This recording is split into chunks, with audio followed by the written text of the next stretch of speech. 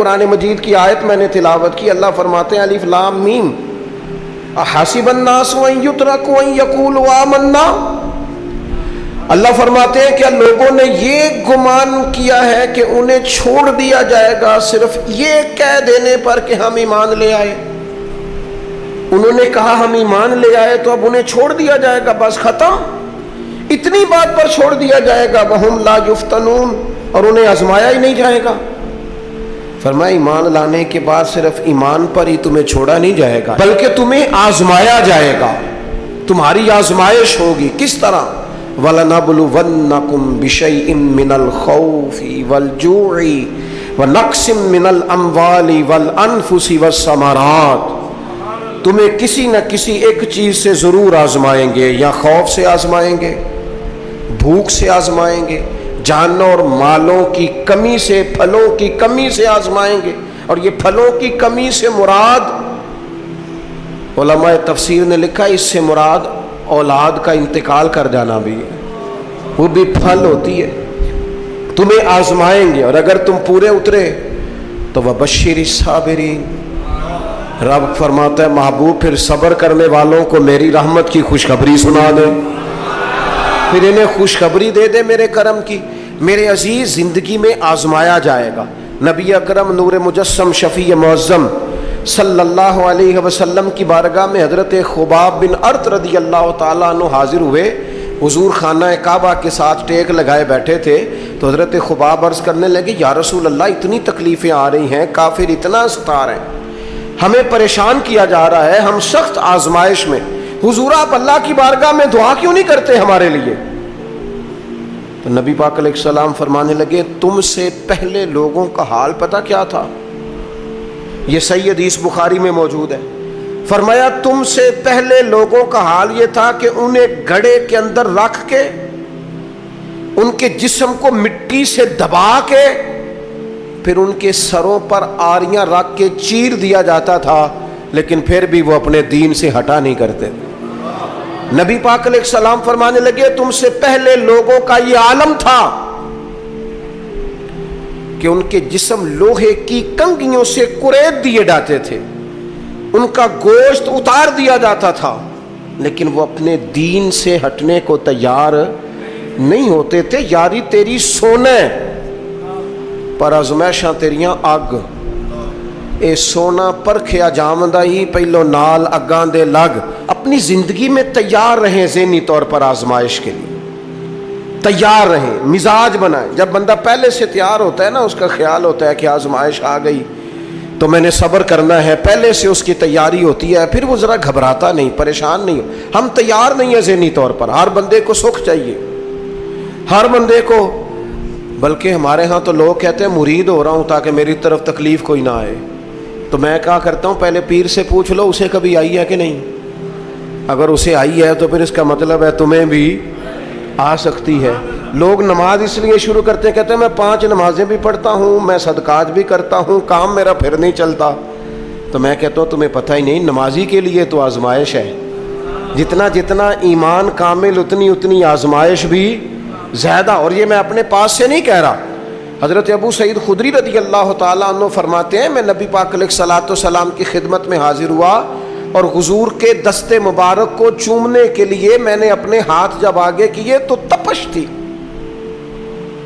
تیز بخار تھا نبی پاک کو۔ تو حضرت ابو سعید خدری رضی اللہ تعالیٰ عنہ ارشاد فرماتے ہیں کہ میں نے، یہ سنن ابن ماجہ میں موجود ہے، فرماتے میں نے عرض کیا یا رسول اللہ صلی اللہ علیہ وسلم اتنا تیز بخار؟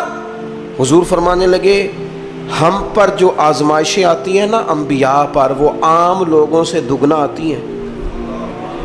یہ تو لاڈلے ہیں، یہ تو محبوب ہیں اللہ کے۔ فرمایا عام لوگوں سے دگنی آزمائش آتی ہے، لیکن فرمایا ہمارا رب بڑا کریم ہے، ہمیں اجر بھی ڈبل ہی عطا کرتا ہے، ہمیں اجر بھی ڈبل ہی عطا کرتا ہے۔ تو حضرت ابو سعید خدری کہتے ہیں موقع اچھا تھا، میں نے ایک سوال بھی کر دیا، میں نے کہا یا رسول اللہ صلی اللہ علیہ وسلم بتائیے نا بھلا دنیا میں زیادہ آزمائشیں کن کو آتی ہیں؟ تو حضور فرمانے لگے سب سے زیادہ آزمائشیں اللہ کے انبیاء کو آتی ہیں، نبیوں کو آتی ہیں۔ حضور اس کے بعد فرمایا اس کے بعد جو ان کے زیادہ قریب ہوتا ہے اسے آتی ہیں۔ लोग क्या समझेंगे इमाम हसन की आजमाइश को, लोग कैसे समझेंगे सैयदना इमाम हुसैन की आजमाइश को। फरमाया जो इनके ज्यादा करीब होता है उसे ज्यादा आजमाइश आती है। तो हुजूर के सबसे करीब तो इमाम हसन है ना, इमाम हुसैन है ना। तू क्या समझता है कुर्बत बस निस्बत के इजहार का नाम है और बड़े लुत्फ के साथ जिंदगी गुजारने का नाम है? तो नबी पाक अलैहिस्सलाम ने फरमाया, बात बड़ी मजे की है, फरमाया फिर अल्लाह के बाज बंदे तो ऐसे होते हैं जिन्हें अल्लाह फक्र में मुब्तला कर देता है। फरमाया उनके पास सिर्फ एक चादर रह जाती है, इतना फक्र उनके पास आता है। लेकिन जो हदीस के आखिरी लफ्ज है ना, वो वजद वाले हैं, वो वजद वाले हैं, वो सुरूर वाले हैं। हमारा ये मिजाज होता है कि मीठा मीठा खा जाओ और ज़रा कड़वा आ जाए तो सवेरे भी रो शाम भी रो, हाल ही कोई नहीं, गरीबी बड़ी, परेशानी बड़ी, हजरत साहब घर से बीमारी जाती नहीं। और जनाब क्या बताएं, बाज़ लोग तो ऐसे हैं जिनकी बात सुन के लगता है ज़िंदगी में कभी सोए ही नहीं, इतने बड़े बड़े दुख सुनाते हैं। ओ खुदा की रहमत का भी तो जिक्र करना, खुदा ने जो तेरे ऊपर इनामात किए उनका भी तो जिक्र करना, उनका तज़किरा ही नहीं कर रहा मेरा भाई। नबी पाक अलैहिस्सलाम ने फरमाया उन लोगों पर दुख आते हैं पर कुर्बान होने को जी चाहता है। इन लफ्ज़ों पर हुजूर फरमाने लगे वो रब की तरफ से आने वाले दुख पर भी इस तरह राजी होते हैं जिस तरह तुम में से कोई राहत मिलने पर राजी होता है। सुकून वाली चीज मिलने पर जिस तरह तुम राजी होते हो, इस तरह वो दुखों पर भी राजी होते हैं। दुख कबूल मोहम्मद बख्शा, दुख कबूल मोहम्मद बख्शा, पर एक शर्त लगाई छोटी सी मियाँ साहब ने, उन्होंने कहा 100 दफा कबूल है, दुख 100 दफा कबूल, दुख कबूल मोहम्मद बख्शा पर राजी रह न प्यारे।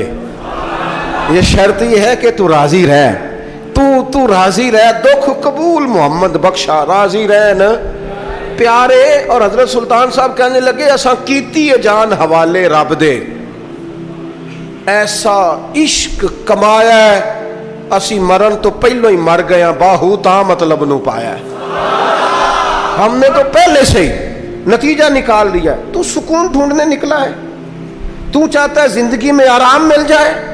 कायनात में सबसे ज्यादा प्यार अल्लाह का अपने महबूब के साथ। लेकिन देख लो ना, पैदाइश से पहले ही हुजूर के वालिद चले गए। 4 साल या 6 साल की उम्र में वालदा गई। 8 साल की उम्र थी, महबूब के दादा का जनाजा उठा तो महबूब पीछे पीछे जनाजे के जा रहे थे। फिर वक्त आया जब तबलीग दीन का, तो दुनिया का कौन सा दुख और कौन सी तकलीफ और कौन सी अजियत है जो हुजूर को नहीं दी गई। लेकिन करीम हर वक्त कहते हैं अफला अकून अब्दन शुकूरा, मैं रब का शुक्रगुजार बंदा ना बनूं। हर मकाम पर कभी बदर कभी ओहद, और हर तरह की तकलीफ, हर तरह की तकलीफ, कभी बेटियों का दुख, कभी सैयदा आयशा सिद्दीका के बारे में मुनाफिकों की नाजीबा गुफ्तगू, सारे दुख महबूब की हयात पाक में रहे। करीम ने उन दुखों को बर्दाश्त किया। फिर आप देख लें दौर हजरत सिद्दीक अकबर का आया तो हजरत अबू बकर सिद्दीक इस उम्मत में नबियों के बाद सबसे बड़ा दर्जा रखते हैं। लेकिन कोई जिंदगी इस तरह की तो नहीं कि बड़े 2.25 साल बड़े आराम से हुकूमत की हो। मुनकरीन ज़कात से लड़ना पड़ा हजरत अबू बकर सिद्दीक को, आजमाइश थी, लोग मुनकर हो गए ज़कात की। हजरत सिद्दीक अकबर लड़े, खत्म नबुव्वत के तहफ़्फ़ुज़ के लिए लश्कर तैयार किए, बहुत सारे मसाइल का सामना करना पड़ा। सुबह दिन रातें जनाब अबू बकर ने मुशक्कत करके खिलाफत इस्लामिया को मजबूत किया। दौर हजरत उमर का आया, सारी दुनिया मदीना मुनव्वरा में अंदर से दरवाजे बंद करके सख्त गर्मी में सोती है। और जनाब उस्मान गनी कहते हैं कि मैंने फारूक आजम को 60 साल की उम्र में देखा कि माले गनीमत के 2 ऊंट दौड़ गए तो उमर भागे जा रहे हैं, उन ऊँटों को लेके आ रहे हैं। और मैं कहता हूँ जनाब आप आराम करते, सारी दुनिया सो रही है। फरमाया सोया करता था कभी खलीफा बनने से पहले। उमर किसी गुलाम को कह देते तो चूंकि प्यार था ना, याराना था ना, حضرت عثمان بڑی محبت سے کہتے ہیں امیر المومنین کسی غلام سے کہتے ہیں اگر مال غنیمت کے اونٹ چلے گئے تھے تو لے آتا. تو حضرت عثمان کے کندھے پہ ہاتھ رکھ کے جناب عمر رو پڑے. کہنے لگے یار یہ حضور کے دین کی امانت بڑی ذمہ داری ہے. لے او سجنا اساں توڑ نبھائی, اساں جان بھی دتی تیرا تیرے. یہ بڑی ڈیوٹی ہے, یہ بڑی ذمہ داری ہے. میں کیسے غلام کو بھیج دیتا؟ مسلمانوں کا مال ہے, جب ڈیوٹی میری ہے تو کیسے کسی کو بھیجتا؟ یہ آزمائش ہے, یہ دکھ ہے. 22-24 لاکھ مربع میل کے حکمران حضرت عثمان غنی, ان کا دور آ گیا. یعنی وہ شخص جس نے چڑھتی جوانی میں بھی نظریں جھکا کے رکھی, اور جس شخص نے اپنا سارا مال دین پر قربان کر دیا, اس کے گھر کا گھیرا تنگ کر لیا گیا. بہت بڑی ذمہ داری حضرت عثمان پر آئی, بڑی. اور جناب عثمان غنی کا حال یہ ہے کہ 40 دن گزر گئے. جس شخص کے اپنے ذاتی مصارف لاکھوں کروڑوں میں لوگوں پر خرچ ہوتے ہیں, 40 دن سے اس نے کھانا نہیں کھایا, اسے ڈھب اور سلیقے سے روٹی پانی نہیں ملا, گھر میں قید ہیں. لوگوں نے کہا عثمان ہمیں اجازت دے دیں ہم لڑیں. کہنے لگے کیسے دے دوں؟ حضور کا مدینہ اور میری وجہ سے خون بہہ جائے, بس میرے اوپر آئی ہے تو میں نبھاؤں گا, یہ ذمہ داری ہے. کہا پھر عثمان خلافت؟ فرمایا یار یہ بھی میری مجبوری ہے. میرے نبی پاک نے فرمایا تھا عثمان اللہ تمہیں قمیض پہنائے گا, لوگ اتارنا چاہیں گے, دیکھنا اتارنا نہ. وہ قمیض نہ اتارنا کیسے چھوڑ دوں؟ حضرت عثمان بھی شہید ہو گئے, جناب عمر بھی شہید ہو گئے. حضرت علی المرتضیٰ شیر خدا, وہ کیا 9-10 سال کی عمر سے حضور کے ساتھ چلے, ہر غزوے میں, ہر میدان میں, ہر جہاد میں, ہر جگہ آگے آگے. ان لوگوں نے دین سے نفع نہیں لیے. حضرت علی المرتضیٰ شیر خدا تو کوفے کی جامع مسجد کے پاس کھڑے ہو کے کہتے تھے میری کوئی بندہ زیرہ خرید لے. امیر المومنین کہہ رہے ہیں میری طامت زیادہ پھٹ گئی ہے, اب تو پیوند لگنے کی جگہ بھی کوئی نہیں بچی, یہ زیادہ پھٹ گئی ہے. اگر مزید پیوند لگ سکتے ہوتے تو میں زیرہ نہ بیچتا, یہ میری زیرہ کوئی خرید لے, کوئی خرید لے زیرہ. حضرت مولا علی شیر خدا 63 سال کی عمر مبارک, اور جب کوفے میں آپ کو خنجر لگا, زخم لگا, تو لوگ بیٹے کو بلاتے ہیں, آواز دیتے ہیں, لیکن جناب شیر خدا مولا علی مرتضیٰ مشکل کشا حل عطا حضرت علی المرتضیٰ شیر خدا زیر لب ہلکا سا مسکرائے, ادھر دیکھیے گا, اور مسکرا کے پتہ کیا فرمانے لگے؟ کہنے لگے فزت برب الکعبہ, لو بھائی کعبے کے رب کی قسم علی کامیاب ہو گیا ہے, کامیابی مل گئی. آج بات امام حسن کی آئی, امام حسن کو زہر دیا گیا, انتڑیاں نہ کٹ کٹ کے باہر گر رہی. اس شہزادے کی جس نے حضور کی گود میں عمر گزاری, محبوب کے کندھوں پہ رہنے والے حسن ابن علی, جناب امام حسین حاضر بارگاہ ہوئے تو ہاتھ پکڑ کے بھائی کا چوم کے رو پڑے. بھائی پیارے بھی تو بڑے ہوتے ہیں نا, بڑے پیارے ہوتے ہیں, اور ان لوگوں کا منصب بڑا انوکھا ہے, شدید تکلیف ہے. تو امام حسین کہتے ہیں میرے بھائی حسن بتائیے آپ کو زہر کس نے دیا؟ رو کے پوچھتے ہیں. بھائی کا ماتھا چوم کے امام حسن رو پڑے, کہنے لگے حسین میری مجبوری ہے, میں تمہیں نہیں بتاؤں گا. کہا کیوں؟ فرمانے لگے اس لیے کہ اگر وہ نہیں جس پر مجھے شک ہے تو پھر کسی بے گناہ کا نام کیسے لے دوں, اور اگر وہی ہے نا جس پر مجھے شک ہے تو پھر میں تمہیں نہیں بتاؤں گا. میرا رب بڑا بہتر انتقام لینے والا ہے, پھر بھی نہیں بتاؤں گا. کیا کروں, کیسے بتا دوں؟ مصطفیٰ کا نواسا ہوں میں, پردے ڈالنے والی ماں کا بیٹا, میں شیر سے زیادہ جگر رکھنے والے علی کا پتر, میں کیسے بات کر دوں؟ بس زخم پہ زخم کھا کے جی, خونے جگر کے گھونٹ پی, اور سجنا آہ نہ کر لبوں کو سی. یہ عشق ہے کوئی دل لگی نہیں. میرے نبی پاک صلی اللہ تعالیٰ علیہ وآلہ وسلم نے ارشاد فرمایا، اللہ تعالیٰ دین میں جو لوگ سخت ہوتے ہیں نا ان پر مشکلیں بھی سخت ڈالتا ہے۔ یہ حدیث پاک آپ کو مسند امام احمد بن حنبل میں ملے گی، ابن ماجہ ترمذی میں ملے گی۔ فرمایا جتنا کوئی دین میں سخت ہوتا ہے اتنی اس کی مشکلات بھی سخت ہوتی ہیں، اور جتنا کوئی نرم ہوتا ہے اتنی اس کی مشکل بھی تھوڑی ہوتی ہے۔ حسین ابن علی بڑے سخت تھے نا دین میں، جاندار تھے نا دین کے معاملے میں، اللہ نے مشکل ڈالی۔ امام علی مقام کی باری آئی، بڑی منت کی حضرت عبداللہ ابن عمر نے، رو کے کہا حسین نہ جاؤ۔ تو امام حسین رضی اللہ تعالیٰ عنہ نے فرمایا نہیں، اب میری ڈیوٹی لگی ہے تو جانا تو میں نے ہے نا، ذمہ داری تو پوری کرنی ہے۔ امام علی مقام رضی اللہ تعالیٰ عنہ نے اس ساری مشقت کو دیکھا۔ گھر چھوڑنا بڑا مشکل کام ہے، گھر چھوڑنا، وہ جہاں انسان رہا ہوتا ہے نا والدین کے ساتھ، جہاں وقت گزارا ہوتا ہے، کبھی بندہ بوڑھا بھی ہو جائے تو خوابیں اپنے پرانے مکان کی آتی ہے۔ خواب بھی کبھی آئے نا تو وہیں گھومتا انسان اپنے آپ کو پاتا ہے۔ لیکن امام حسین نے کہا کہ بس اب وقت آیا ہے تو اب یہ چھوڑنا ہے۔ ہم نہ قربانی دیے بغیر پاس ہونا چاہتے ہیں، ہم کوئی مشقت سہے بغیر نمبر لینا چاہتے ہیں، ہم کوئی کام کیے بغیر رتبہ پانا چاہتے ہیں۔ ایسا ہوتا نہیں نا، یہ ممکن نہیں۔ آپ تاریخ پڑھیں نا انبیاء کی، حضرت نوح علیہ السلام نے 950 سال محنت کی ہے، اور میں سورہ ہود دیکھتا ہوں تو میں وہ انداز دیکھتا ہوں جس طرح کفر ان سے بات کرتا تھا۔ بڑی جدوجہد کی حضرت نوح نے، لیکن پتہ ہے دکھ اس سے بڑا کیا دیکھا؟ اپنا بیٹا ہی کافر ہو گیا۔ مالک امتحان ڈالتا ہے تو بڑے بڑے، اور حضرت نوح نے اپنے بیٹے کو ڈوبتے دیکھا، کہا مالک میرا بیٹا، فرمایا نہیں یہ تیرا ہے ہی نہیں، تیرے طریقے پر نہیں تو تیرا کیسے ہوگا؟ کسی کی نسل کہلانے کے لیے تو اس کے عقیدے پر ہونا ضروری ہے، تیرا نہیں۔ حضرت نوح نے مشقت دیکھی۔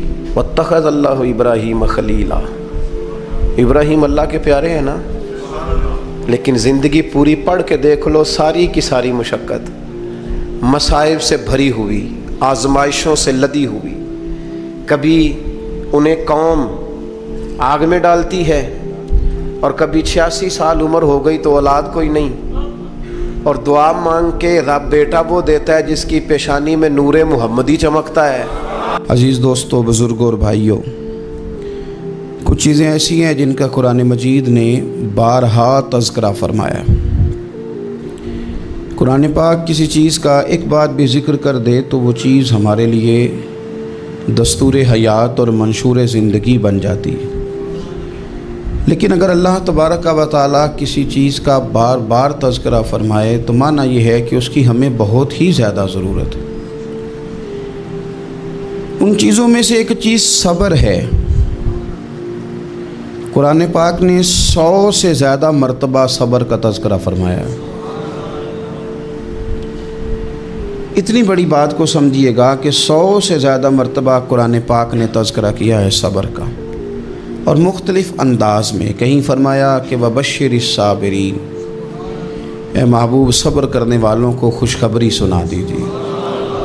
کہیں فرمایا ان اللہ مع الصابرین، بے شک اللہ صبر کرنے والوں کے ساتھ۔ تو مختلف انداز میں، مختلف طریقوں سے اللہ تعالیٰ نے صبر کا تذکرہ فرمایا۔